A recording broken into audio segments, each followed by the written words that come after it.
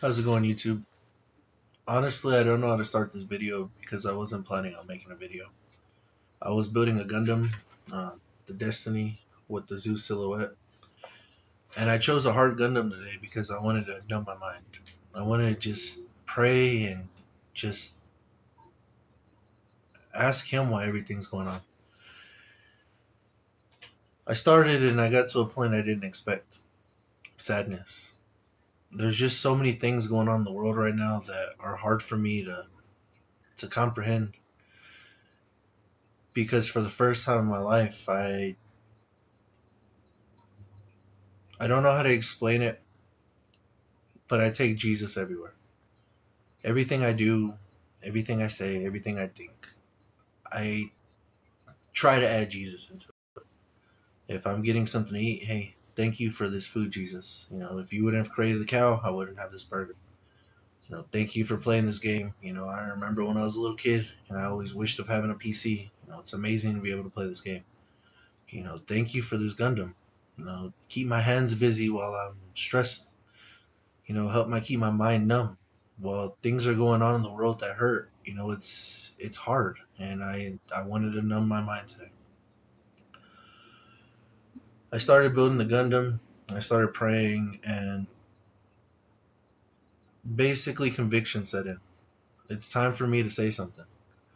I've been sitting here in my room for the past year praying, reading the Bible, taking notes, reading Greek Greek translations of words so I can understand the Greek variants so I'd understand the full meaning of the text.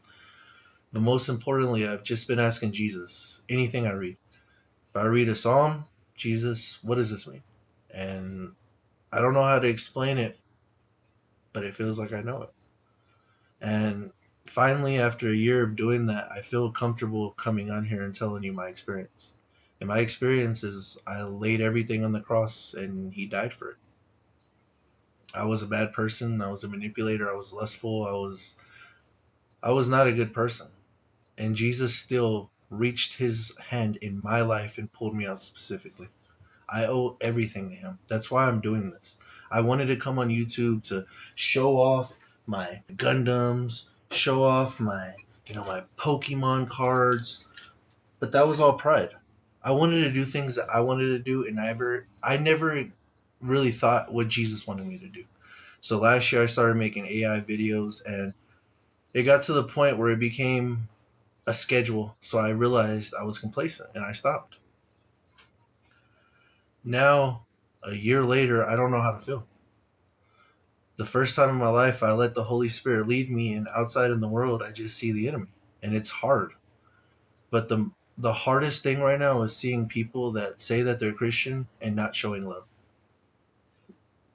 God gave us the commandments, and then when He came back down, He added one more: love everyone just like I loved you. And it's like we forgot that commandment. And if we forget that commandment, we're no better than the Jews at that time. We are re crucifying Him with every word that we say and hate because that's not the message that He brought down here. In Isaiah, it says that Yahweh put on the breastplate of righteousness and did it himself because he knew that humans couldn't do what needed to be done. And he came and did it. And today, we just need to let him do it again. We need to stop talking in judgment. We need to stop being judges because at the end of the day, only Jesus is the judge. When he ascended into heaven, he's sitting at the right hand of God and he is the judge. He was granted that through inheritance, but most importantly, through obedience. He had obedience, he died on the cross, and he came back in his glorified form to show everybody that the mission was already won. So today, instead of responding with hate, it's time for us to go into the world and show people back to Jesus. Not by going and confronting people, fighting people, yelling at people, but just going and talking to the people around us and saying, hey, do you know about this man named Jesus? Do you know of the man that died on the cross because he carried God's Spirit in him? That's my Jesus. It's time to show others that Jesus. In order to get to that point, though, we have to truly devote our lives to Him. We need to baptize ourselves with the Holy Spirit, and the only way to do that is going and getting baptized and reading the Word. and living daily with the Word. And the Word is Jesus. It's time to start reading the Bible, take notes, and ask Him what it means. Because at the end of the day, if we interpret it in our own interpretations, we're no better than the Jews at that time. We need to be better, and we need to be like Christ. We need to show people that love is the only option right now. Not revenge, not avenge, not hate, not respond with the same negativity they're giving to us, but to say, hey, I know that's going on is bad, but let me tell you about my friend. He saved my life, and he's going to save yours too. His name is Jesus. Once you make that decision to find him, you just need to follow him. The things in your life that you can't get rid of, he will help you do it through his Holy Spirit. Simple as that. It's the hardest question and it's the hardest answer because both of those things require faith. And for a person like me that's literal, it's hard for me to have faith in something spiritual. That's why I fell into that trap for a long time. So it's time to give yourselves to Christ in a way you've never done before. When it says that he's coming back for his bride, you need to prepare yourself so that way you're ready for your groom. You need to be waking up in the morning and thanking him. You need to be praying throughout the day just like you breathe inside of your head. It says to close the windows and close the doors, but I'm telling you to pray in your head like never before. When you wake up, thank you. When you eat, thank you. Everything you're doing, bring him with you. You'll start seeing that he wants to do anything that you want to do with him. Jesus is literally our number one fan, and I can tell you wholeheartedly, he is. When I'm sitting here and I'm building a Gundam, I'm praying and I'm just asking him, Jesus, thank you for this. I'm having a hard day. I need you now more than ever. Jesus, thank you for allowing me to sit here and just be able to pray to you while I'm building this. By the time I'm done with the Gundam, it feels like time just flew and I feel relieved. It's because Jesus is the only way to restore our batteries. Every day we go into the world, we drop our battery. And the only way to recharge it is with Jesus. When you show other people love like Jesus, you recharge your battery. When you talk to Jesus, you recharge your battery. But more importantly, when he talks to you and he shows you the way, your battery recharges and your battery increases. And it gets bigger and it gets bigger to the point you just want to show other people how to do the same thing. That's what being in the wilderness means, and it's time for everybody to go in the wilderness. If the end is near, if you have somebody that you love and you know that they're not ready for Jesus right now, it's time for you to be the defining factor.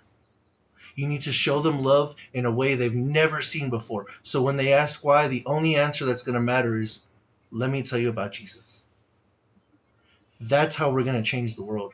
Right now, the world needs Jesus more than ever, and the only way to do that is by showing him everywhere we go. We need to be, that's what it means to be in a spiritual battle. Putting on the breastplate of righteousness, the spirit of truth, that means that we need to be out there and we need to be telling people about our king, about our groom that's coming back soon. If you have your lantern and you have your oil in it, it's time to show the other 5 virgins how to fill their oil back up, because it's time for everybody to go back home. What's coming next, nobody needs to be here for. If you want to be here for what's next, it's because you want to be here for worldly things. I don't want the world no more. I'd give up everything just to go back home in heaven with my Father. Because at least up there, I don't have to worry about the pain, the suffering, the hurt, the hate. It's not right. Why live like we're already in hell when we can live like we're already in heaven? So when he comes back and we go home, it feels like we belong there. So today, I don't know what you're going through. I just want to let you know that there's a person that I know that knows everything you're going through, and his name is Jesus. It's time to start living for him and stop living for yourselves. Conviction is hard when you don't know where to put it, like me, so I'm just trying to help y'all find that answer too. It's hard. When you see the comments, the negativity in the world, it's hard right now. But that's why we need to be stepping up and carrying the cross. Joseph helped Jesus carry that cross up that hill. It's time for us to help him in a way that we've never helped before. Because if we don't, the enemy's going to win. And that can't happen. If the rapture comes and you don't make it, what's going to be What's going to be your excuse? I don't want mine to be because I wanted what's here. I want my excuse to be up there because I wanted what was there before I got there. I want to meet him in the clouds. I don't want to be here. I don't want to look up to the clouds. I want to be in the clouds. I just,